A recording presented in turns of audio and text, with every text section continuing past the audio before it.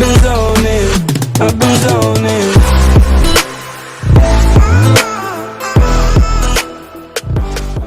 What's going on, guys? Welcome to the video. Today I'm going to be showing you 3 essential skill moves that every single player needs to be able to do. It's very important to understand that if you want to be a professional player, you need to make sure that all your attributes are at a proficient enough level to be able to perform in a match. Obviously, if you're a player that is good at passing but terrible at dribbling, then it might be harder for you to get into a position to where you can play on a professional team versus a player that is good at both of those attributes. It's very important to understand that all these skill moves are just very essential and foundational for every single soccer player, even if you are a goalkeeper or a center back. Because at the professional level, all these players are proficient enough to be able to perform all these skill moves. And these skill moves are not to be used every single time you get on the ball. Obviously, it's just to have in your locker in case they're needed. Now, the first skill move is going to be the scissor. Obviously, it's really simple and everyone's probably heard of it. Obviously, if you play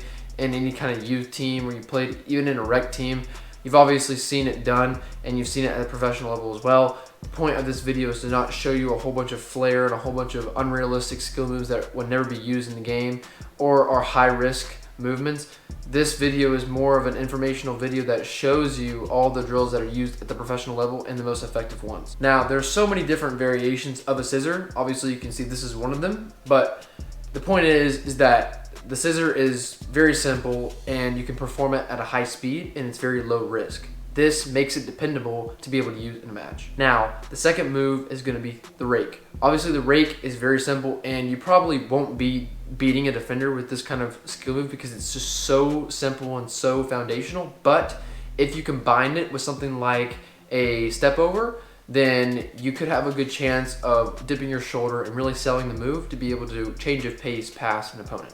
Now, the rake I have shown so many times in my other ball mastery videos, but the important thing to understand here is that you can combine this with so many other types of skill moves like a chop and etc. to be able to really make a deadly combination. Now, the third and final skill move here is the Matthews drill or the Messi drill or whatever you may want to call it.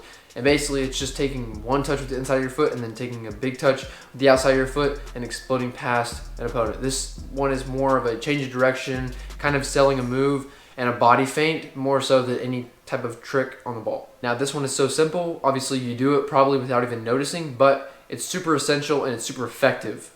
Every single pro can change direction very fast and they can explode and change pace past an opponent effectively, and that is honestly what makes players like Christian Pulisic and Cristiano Ronaldo and Messi so dangerous. Because they can keep the ball close or they can use their pace to be able to change speed and then go and explode past opponents. This video is strictly informative. It's not to show you a whole bunch of flair and a whole bunch of unrealistic things that are not going to be effective and reliable in a game. Obviously, you have a couple players like Neymar that effectively use a lot of crazy skill moves in a game, but that's honestly what makes them stand out as a player. It's also important to realize what makes you as a player stand out so that you can effectively make a difference on the field. Ultimately, scouts and coaches are always looking for players who make a difference and actually add value to the team. And if that means dribbling past opponents and taking players on and taking risks, then, so be it. That's up your alley. But for me and the play style that I use, it's more of being a good defender and dribbling out of pressure. And these skill moves are simple enough and easy enough and effective enough to help me do so. So I hope you enjoyed this video. If you did, please leave a like and subscribe, and I'll catch y'all next week. Peace.